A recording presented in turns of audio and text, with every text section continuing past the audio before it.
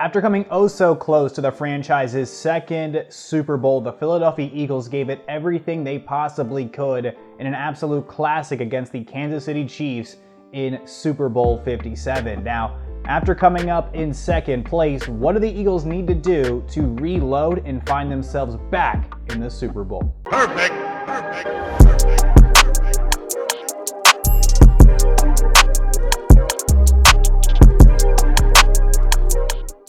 Well, with the Super Bowl in the rear view mirror, the Kansas City Chiefs being crowned Super Bowl champions, I think it's time to talk about their opponent in that game. The team that unfortunately just couldn't get that final opportunity to either tie or solidify themselves as Super Bowl champions. Not enough time and just some pivotal calls towards the end of the game, obviously helping determine that outcome, but the dice lay as they do. So the real question is, what do the Philadelphia Eagles need to do to find themselves back in the position to compete for the Lombardi Trophy, the NFL's grandest prize, the Super Bowl championship, right? Now, the Philadelphia Eagles from top to bottom have an absolutely stacked up squad, and they really did this entire season. One of the best and most well-rounded rosters, if not the most well-rounded roster in the entire NFL from top to bottom, with superstars like Jalen Hurts, A.J. Brown, Dallas Goedert, Devontae Smith, and even Hassan Reddick on the defensive side of the football. Some juggernauts being led by head coach Nick Sirianni in a very interesting NFC East division and a very interesting schedule that they're going to be going up against this next upcoming season. So, examining what they have going on this offseason, some of their key free agents, some of the potential holes that they're going to have throughout this offseason, and trying to address those issues. How did the Philadelphia Eagles not be killed by that Super Bowl hangover, so to speak, and how do they put themselves right back in that position? First things first, let's examine their free agents. As we speak right now, according to overthecap.com, the Philadelphia Eagles are walking into this offseason with about $8 million worth of cap space. Now, let's keep that in consideration, as things obviously are going to shift and change and move throughout an entire offseason leading up to free agency. A lot of things are going to shift. They're going to change.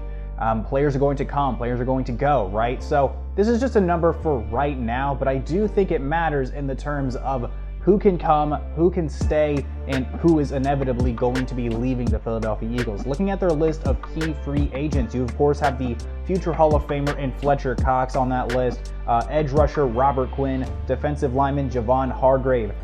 Two of those guys, Fletcher and Hargrave, putting up over double-digit sack seasons for a defensive line or defensive pass rush that is among obviously some of the greatest in NFL history. And then defensively, you still have James Bradbury, starting cornerback, second team All-Pro, potentially hitting the market, as well as starting linebacker TJ Edwards. But I think they might have a solution for TJ Edwards already on the roster in Nakobe Dean, who they drafted last year, and pretty much a steal in my opinion out of Georgia. And then safety, who they traded for, Chauncey Gardner-Johnson, was a really big piece to that Philadelphia Eagles defense.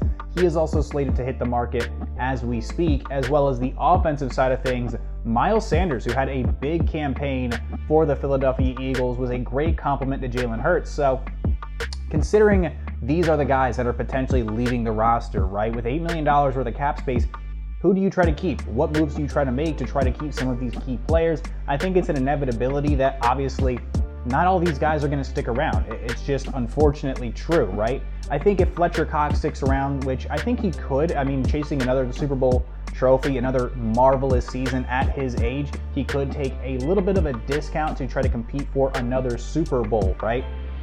Fletcher Cox is still one of the best interior defensive linemen in the entire NFL. And with that remaining defensive line unit, even if they were to lose Javon Hargrave and even Robert Quinn, this defensive line unit is still going to be really nasty next year. Are they going to put up 70 sacks next year? I don't know, but you still got a lot of great pieces along the defensive line unit. Now, looking elsewhere around the roster, you still got to take into consideration how much money are some of these guys going to cost. I think there are going to be a couple guys they just have to part ways with, right? Very potentially Chauncey Gardner-Johnson. I know he was a really big piece for them this offseason, but if they can't allocate and move the funds around, I think Gardner-Johnson is going to just cash in heavily somewhere else this offseason.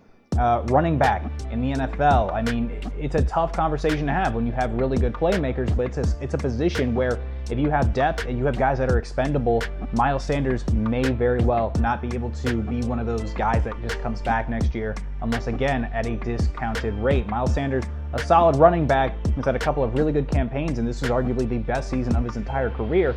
But again, running back is a little bit more expendable in today's NFL, and you don't want to find yourself allocating too much money to just one running back, considering a lot of running backs nowadays are in backfields by committee, as well as the additional rushing ability of quarterback Jalen Hurts. I think it just kind of does make Miles Sanders a little bit more expendable.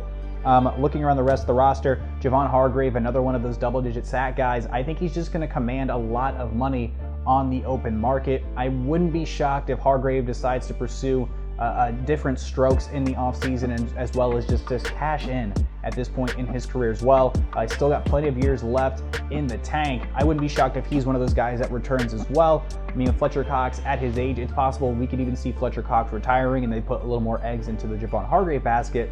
But for the sake of the conversation right now, let's just say guys like Miles Sanders, Chauncey Gardner-Johnson, as well as Javon Hargrave are no longer going to be on the roster, but a majority of the guys are still going to return, right?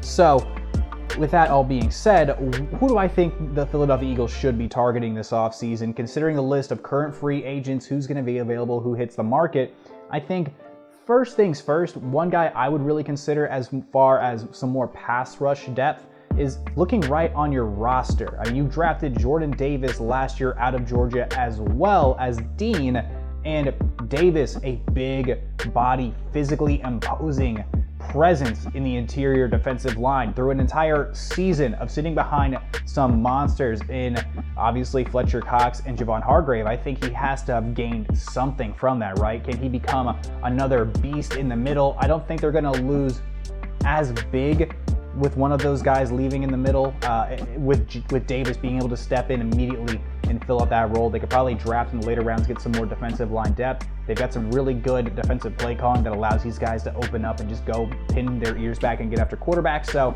you've already got a fill-in on the roster for the interior defensive line one way or the other. Now, looking around the rest of the roster, linebacker, like I mentioned earlier, TJ Edwards probably going to be a free agent and may very well hit the market. I think Nakobe Dean is the perfect guy, already on the roster, has had a year in the system to step in and fill in that role. At the safety position now, I think you go towards the draft, and I'm going to talk about the draft a little bit later, so maybe Gardner-Johnson, we're going to touch that role a little bit later. But looking around some more defensive line depth, right? Looking around and seeing, okay, who can we keep or who can we bring in to add to some more of this pass rush? I think Samson Ebukam, the edge rusher out of the San Francisco 49ers, would be a great addition to the Philadelphia Eagles. I mean, pairing him alongside Yannick Ngakoue, Ebukam has a high motor and hasn't really had, at least in my opinion, a ton of roles where he's been able to just be a primary pass rusher and consistently get playing time. And when he's on the field, it feels like every time at least I'm watching Ebukam play, he's showing up. He's making tackles, he's getting to the quarterbacks, he's creating havoc, he's causing pressure. I think the Eagles could very well benefit from having a guy like Samson Ebukam on the roster. I think he'd be a great addition for a very pass rush aggressive defense. Another guy I think they should absolutely put some more stock into to keep on the roster. I know the big penalty at the end of the game, but I think James Bradbury, second team All-Pro, he just meshes and fits very well into what the Philadelphia Eagles do. I think keeping him on the roster, another guy that was on the list of free agents, maybe I forgot to mention him earlier, but keeping James Bradbury would be a welcome addition, at least in my opinion. Plays very well opposite of Darius Slay, but that doesn't mean that these Eagles can't go out and try to swing for the fences and try to get another bigger name cornerback. And I think that guy could very well be Byron Murphy from the Arizona Cardinals. A young talent, last year dealt with some injuries, but at full health, at full stock, he's a very exciting and ball attacking cornerback who is able to play very well press man-to-man coverage. And in a defense like the Philadelphia Eagles that rewards cornerbacks who are able to play tight press man-to-man coverage, I think Byron Murphy would be an absolutely great fit for the Philadelphia Eagles. Now, another fit that I think the Eagles are just really going to make the most out of is just, again, just keeping Fletcher Cox or Javon Hargrave on the roster. Again, you just have that nucleus of pass rush to allow that secondary to go ahead and eat. Now, let's move on really quickly to the NFL draft. 2 first-round picks for this Philadelphia Eagles.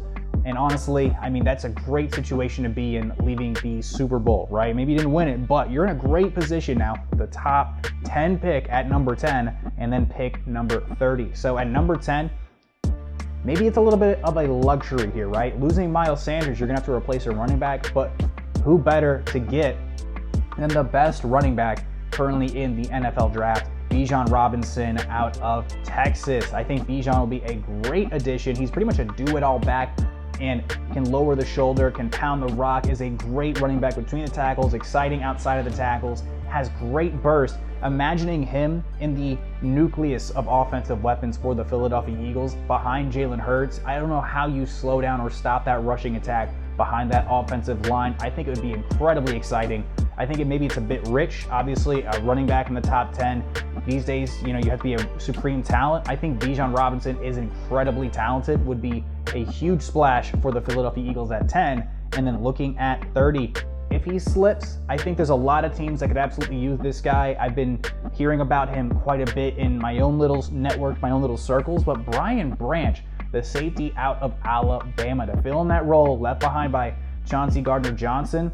I mean, watching what I have been able to watch out of Brian Branch, the dude is able to and willing to tackle. He has an eye for the ball. He knows how to pin his ears back and make some plays, even in the pass rush game. He's a do-it-all safety pretty much at every level. Obviously, playing safety with some defensive back experience at Bama, you're going up against some of the best players in the country, so separating yourself, being able to bounce off the tape like that, Brian Branch is just a guy that I'm going to be able to see going to a number of different teams this year. But if he slips and he falls and he's at 30, I think the Philadelphia Eagles would absolutely be silly not to take a chance on Brian Branch. I mean, you're just reloading a secondary, a highly aggressive defense. I think Brian Branch would absolutely fill in well there.